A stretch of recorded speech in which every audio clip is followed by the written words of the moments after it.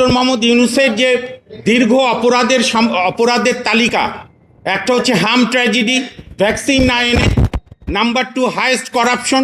Even doctor ইউনূসের বন্ধু doctor Iftekharuzzaman বলেছে ইউনূসের আমলে 45% বেশি টাকা পাচার হয়েছে সুইস ব্যাংকে। তৃতীয়ত হচ্ছে আমাদের সর্বোচ্চ আইন সংবিধান, সেই সংবিধানের আর্টিকেল 24-23-তে আছে জাতীয় সাংস্কৃতিক ঐতিহ্য রাষ্ট্র রক্ষা করবে, ঐতিহাসিক স্মৃতিস্তম্ভ জাতির হৃদস্পন্দন স্মৃতিস্তম্ভ রক্ষা করবে, আর্টিকেল 24-এর ভায়োলেশন। এবং ইউনূস সাহেবের বিরুদ্ধে অভিযোগের অন্ত নাই।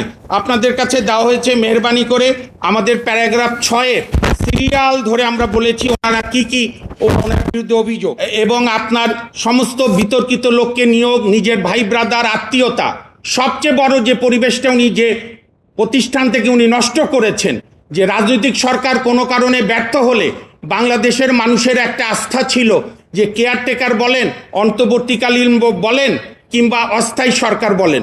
90-এর গণঅভ্যুত্থানের পর আমরা শাহাবুদ্দিন সাহেবকে দেখেছি সাফল্যের সঙ্গে সরকার পরিচালনা করেছে। পরবর্তীকালে 96 সালে দেখেছি জাস্টিস হাবিবুর রহমান শেলী সাহেব সরকার পরিচালনা করেছে। এইভাবে 2001 ইভেন 2008-এ কিন্তু ডক্টর মোহাম্মদ ইউনূস অন্য অনেক কিছু নষ্টের পাশাপাশি অ্যাডিনটেরিম বা তত্ত্বাবধায়ক বা অস্থায়ী সরকারের কনসেপ্ট নষ্ট করেছে।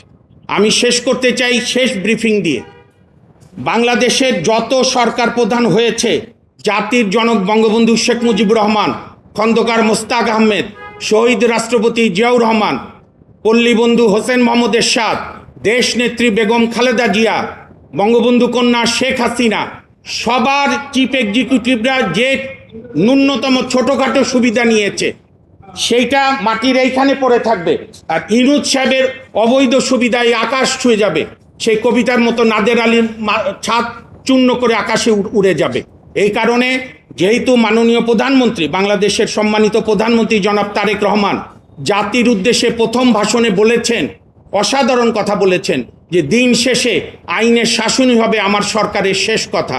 আর আইনের শাসনের পূর্ব শর্ত হচ্ছে যে কোনো অভিযোগ উঠলে একটি নিরপেক্ষ ইনকোয়ারি করা। ইউনূস সাহেব দেশ ছেড়ে যেতে না পারে, কারণ তার পালানোর প্রবণতা আছে, অতীতে বহুবার পালিয়ে গেছে।